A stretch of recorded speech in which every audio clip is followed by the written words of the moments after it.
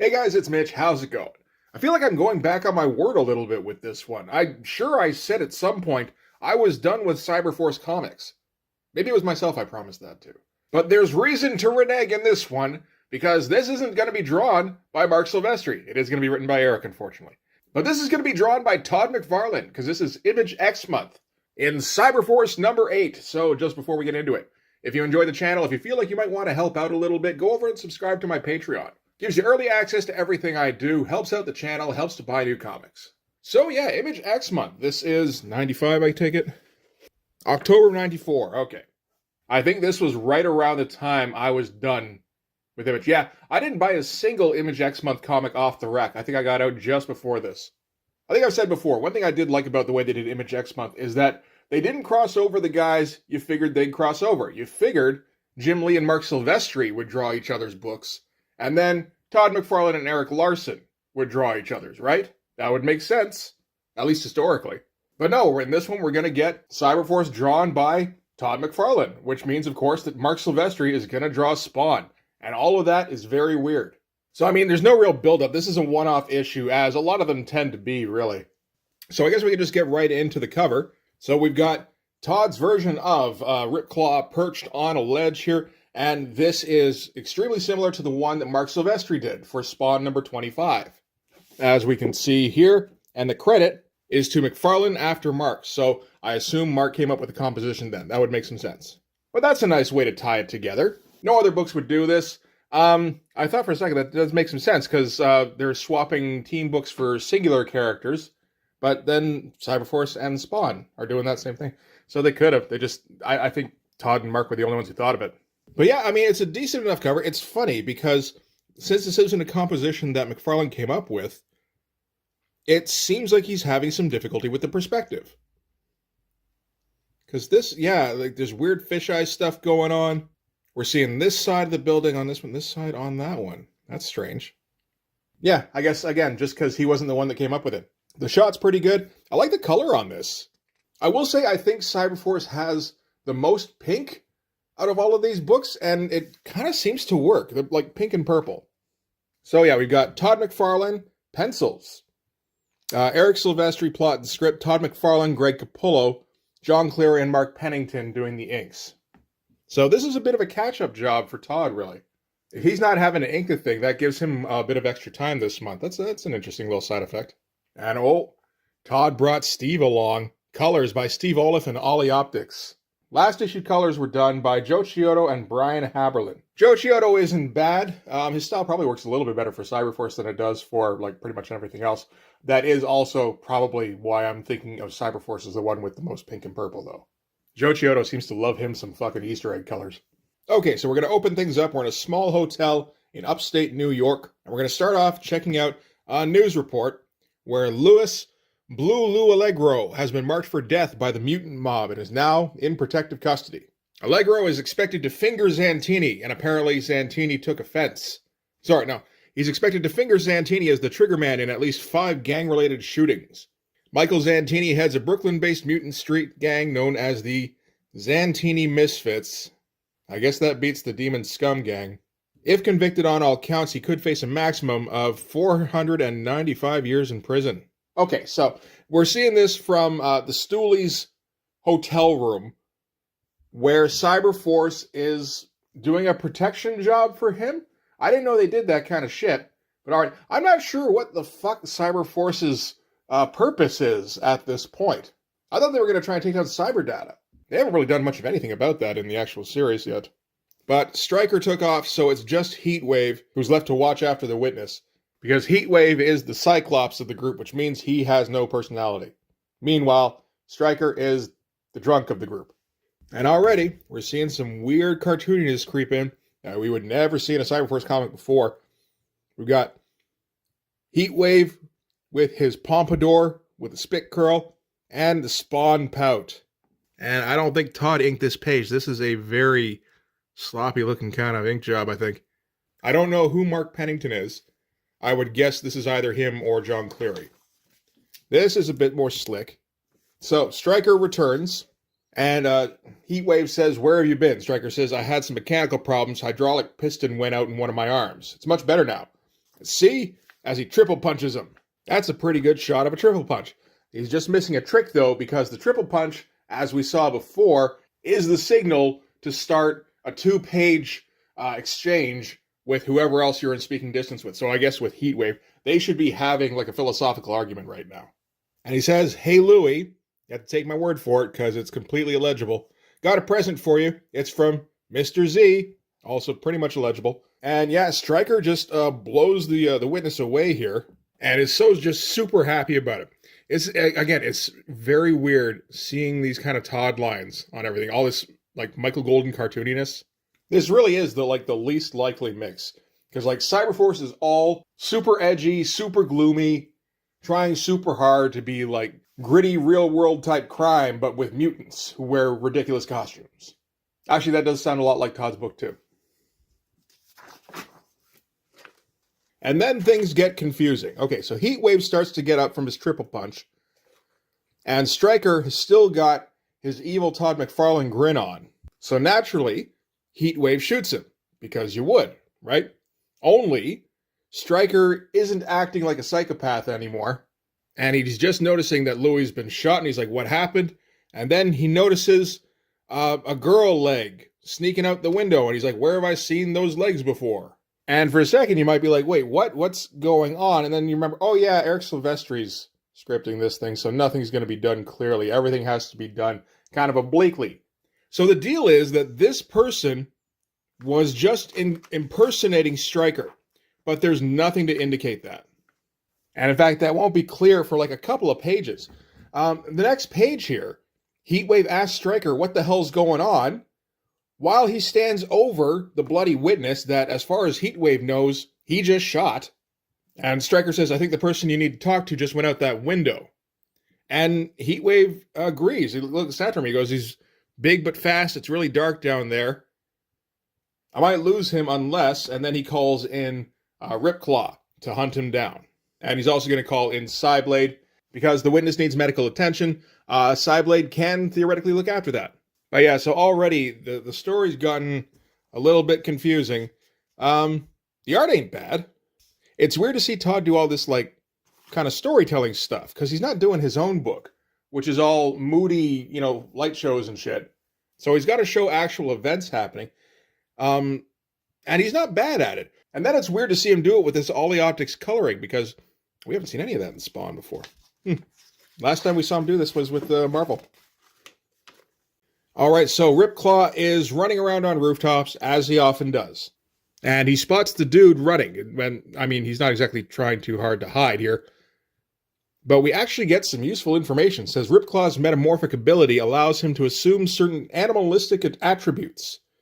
This gives him extraordinary strength and agility. Various cybernetic modifications serve to enhance these traits. You know what? I think that's the first time I've ever heard that about Ripclaw. I think all we really knew about Ripclaw up until this point is that he's Native American and he has sword hands. So we're actually getting filled in a little bit on some lore in this book, which I was not expecting. So the reason they're telling us this is because Ripclaw is just taking a 50-foot dive here, and he's surviving it with no problem. So we have to come up with a reason for that. I will point out, we still don't know what Cyblade does. Maybe we'll find out at the Cyblade Cyberforce special. That's probably coming out any day. All right, so he touches down on the car, just starts ripping away at the hood. That's all right. And Stryker and Heatwave are chasing after them, and they're still trying to sort out exactly what happened in that hotel room. Stryker's like, "You saying the guy who did Louie looks like me?" And Heatwave goes, "That's right." So I walk in the room and get blasted. And Heatwave goes, "You were blasted before you walked in." No, what's that supposed to mean? You figure it out. Oh, shots fired. It's one of those kind of classical Eric Silvestri exchanges where it sounds like it's kind of supposed to be a diss, but, you got to squint a little to see it. Cool shot of Ripclaw leaping. I feel like we haven't gotten a really good one of those for a while. And man, look at all that background detail going on. Kind of. This is that fake kind of background detail where you just kind of throw in some bricks on columns and, just some textures. Looks like city stuff. Windows. All sorts of windows in a city. So they're chasing after him on their Akira bikes here. Oh, it looks like Heatwave gets the Kaneda one. Stryker's stuck being Tetsuo. That's what I'm calling you from now on, buddy. It's okay. It means you get turned into a giant jello mold at the end of the movie. And Heatwave's still giving Stryker shit for getting drunk. So Stryker goes, all right, smartass, stop the bike. Let's get this over with. It's like, I thought you guys were in the middle of doing something. I don't know. Aren't you chasing after a guy who was like just hired to kill somebody we're supposed to look after? Did we forget about that? And Heatwave actually keeps them on mission. He's like, no, we're doing important things. Tell me what happened with you. What happened earlier tonight? And Stryker completely loses his old belligerent tone and just starts into what happened that night. Because I don't think Eric Silvestri's ever heard people speak to each other. I think he's just read bad detective novels. So he was at a bar earlier, and there were some goofballs who were harassing this pretty girl that he thought he recognized. So he walked over and he went, look at my fist. And this is Stryker's dialogue voiceover box. This is Heatwave's, where it's just a regular speech bubble. Okay. He's like 5 seconds later, he's a footnote in history. Like, I don't understand. Now you had to be there. It's like, is that clever? Anyway, I turn around and she's walking out the door. So that's where I've seen him. What? Those legs. She was in Louie's room. That's who I saw in the window. But what about the guy in the alley? Maybe there's two of them. A team. What happened next? Like this. Oh my God. Again, he's never heard a conversation, it feels like. So he follows her to the elevator and she holds the door. He takes a good long look and it's Dana Walker, first girl I ever really fell for. And then the next thing he knows, he wakes up on the floor with a splitting headache. Not fond of this inking on this page, I think. Like this almost looks like a Jim Lee clone instead of Todd McFarlane. So they come across the car that Ripclaw was surfing on, and there's no sign of either Ripclaw or the driver. So Heatwave is going to get some height and look from the sky. Stryker's going to look for tracks on the ground, and Stryker's still holding the grudge. And he's going to continue to do that. That's fine. We got to get word balloons on here somehow. And I'd like to see how far you get in a fair fight without that plasma beam to back you up. Damn near killed me with that thing. This is important information. Aha! What have we got here? Fresh tracks. This is fine. This ain't no lady, that's for sure, unless she's related to Bigfoot. That's all okay. This is completely unnecessary. But you got to fill it up somehow, right? You're the writer, Eric. More words. Doesn't matter if they fit together. You pile them on. And another kind of unclear page here. He's talking with Heatwave over his comm link, and he tells me he's got something on the infrared that looks big. And then Ripclaw comes up to him. He's like, oh, it's just Ripclaw. There's no problem. But there's definitely something wrong with the processor in my night sight.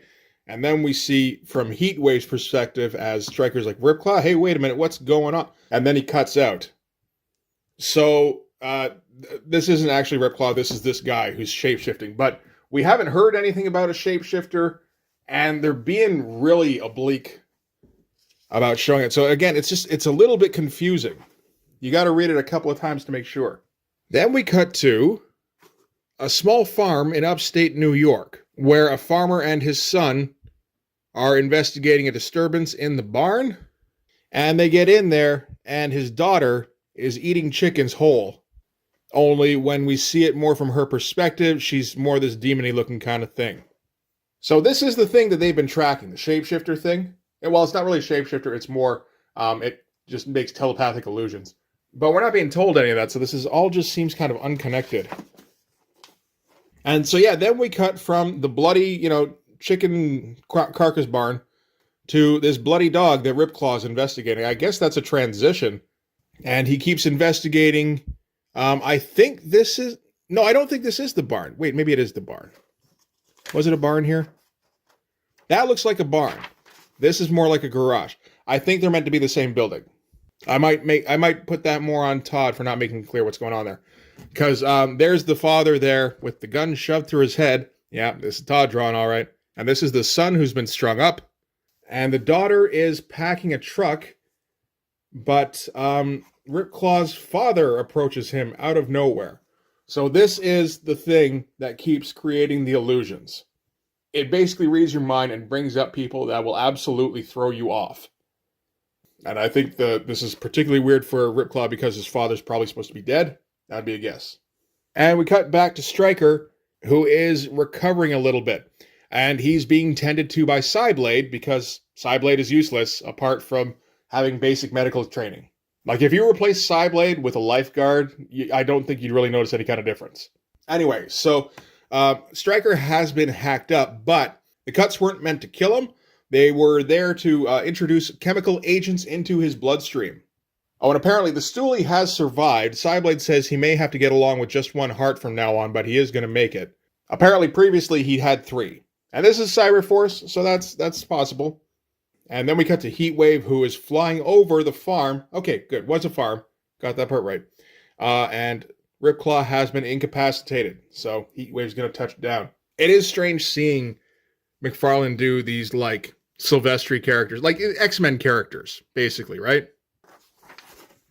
All right, so here we're going to finally get some lowdown about what's been going on. So, Heatwave says the object of our search is a cold, calculating creature with powerful telepathic abilities, which could be several people they've already actually met.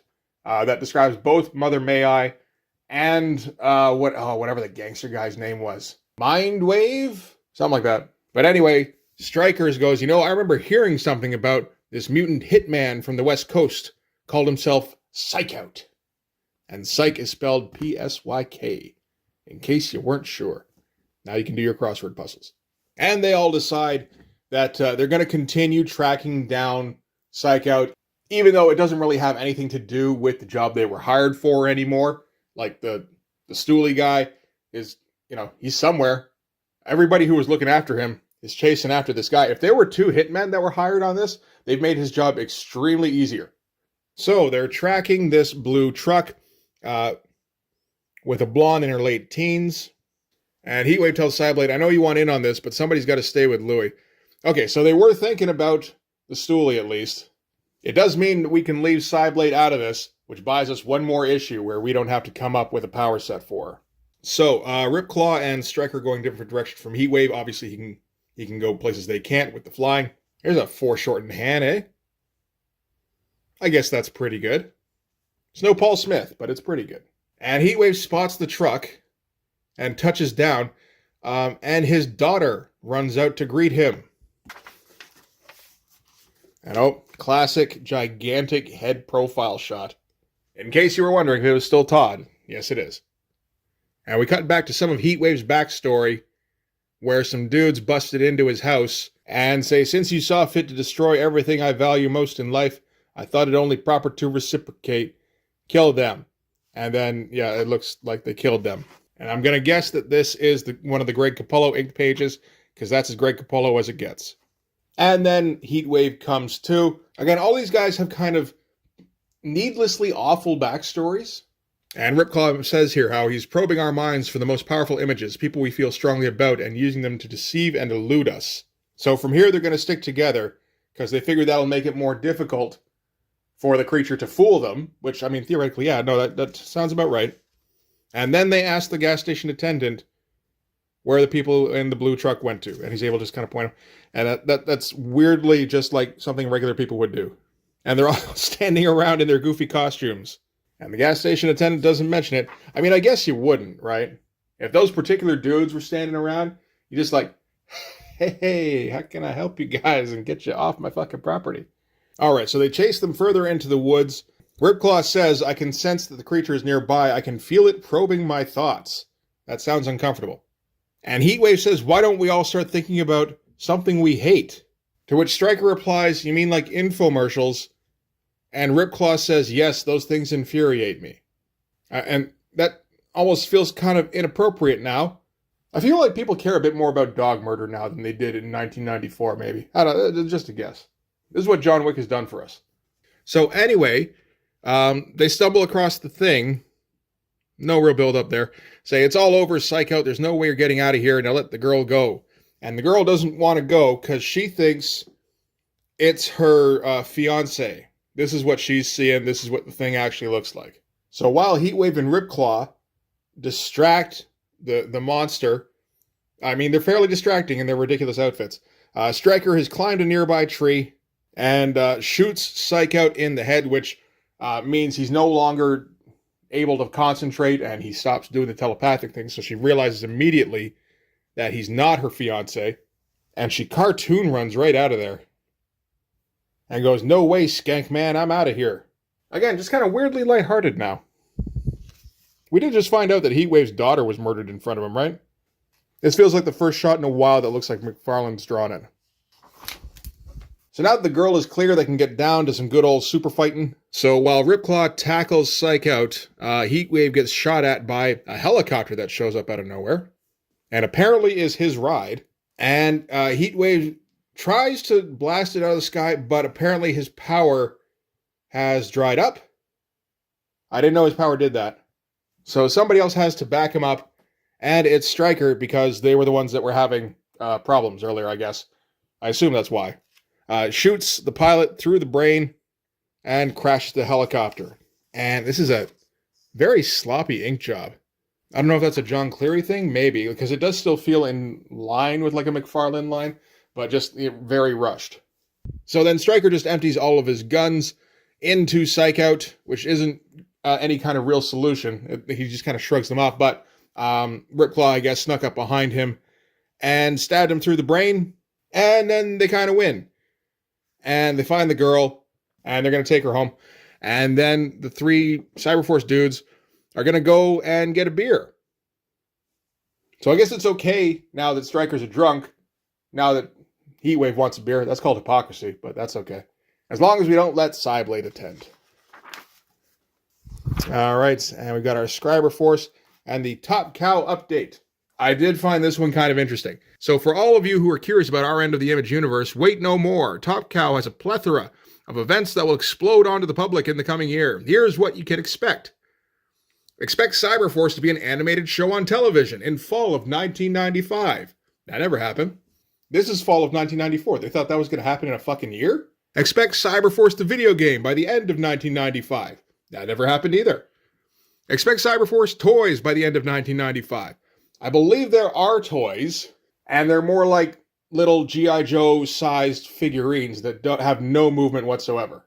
Expect Weapon Zero in virtual reality by 1995. I'm not sure what that means, because they follow that up by saying expect Weapon Zero the video game by the end of 1995. As far as I remember, the only thing they were using VR for in 1995 was video games, and it looked like absolute shit. That was all that super grid-based stuff. And you put on a big old headset, and you could barely see anything through it. And expect a Weapon Zero comic book on the stands in early 1995. That one did happen, mid-1995, but they got the comic one right at least. It kind of makes you think they probably should have stuck to just the comic ones. It is interesting that Mark wants to get in on this stuff now. I mean, particularly in this issue, considering that this is the one that where he's teaming up with Todd, right? Who actually successfully did do a whole bunch of spin-off shit. Now, he got very dedicated about it, because that's the kind of thing Todd does, where he gets obsessively competitive. But like, he made it a personal objective to make extremely marketable toys. And if you remember the first wave, that wasn't what they turned out to be. They looked like any kind of old Marvel toys, really. The problem was, of course, that Marvel had an existing brand of reasonably family-friendly comics and cartoon series that familiarized little kids with these characters. Little kids aren't going to know what the fuck Spawn is. So when you put out a toy that's of the same quality as those Marvel figures, you might as well be putting out some dollar store Superman off-color version and call it Power Man.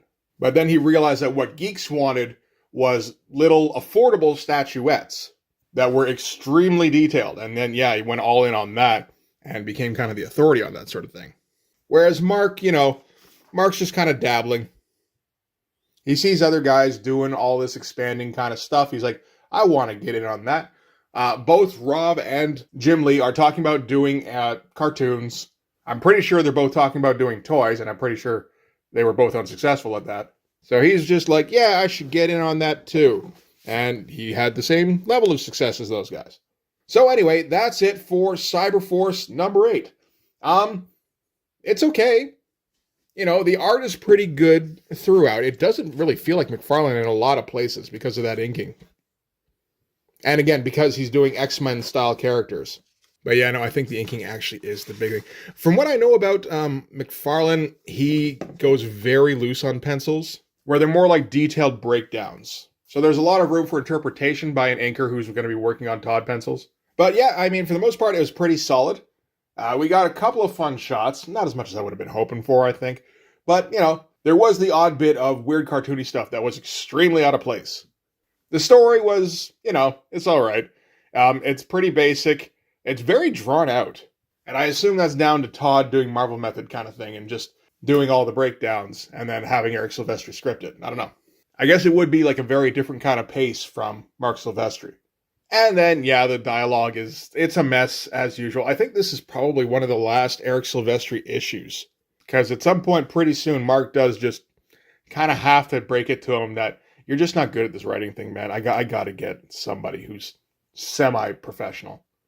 That always kills me, just how determined they were to kind of prove the point, I think, that all you needed to sell a comic book was great art, and that writers were completely unnecessary. And to prove it, I'm going to hire my brother, who's never even written a brochure before. And it did sell a bunch, and those comics suck. Ah, well. What kind of world would it be if we all tried to produce quality, right? So yeah, we'll catch up with a couple more of the Image X Month ones every once in a while as we go, but this is going to do it for this one. Thanks very much for watching. If you like this video, please hit like, hit subscribe, hit the notifications so you know when the next one's coming out. Go over and subscribe on my Patreon. It gives you early access to everything I do, from the Blood Force stuff to the YouTube videos before they get uploaded to YouTube, as well as some Patreon exclusive content. You can also follow me on Instagram and DM me there for commissions, and you can join the Blood Force Discord server. But yeah, that'll do it. Thanks again for watching. I'll see you guys in the next one. Bye-bye.